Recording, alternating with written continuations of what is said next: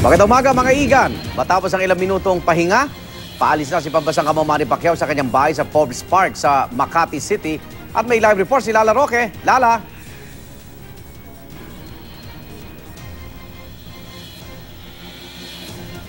Natin nandito tayo sa may hagdanan ng bahay nitong si Pacquiao sa Forbes Makati. Nakaantabay na ang sumesenyas, wala pa, pero nakabihis na, nakaligo na, any moment ay lalabas na.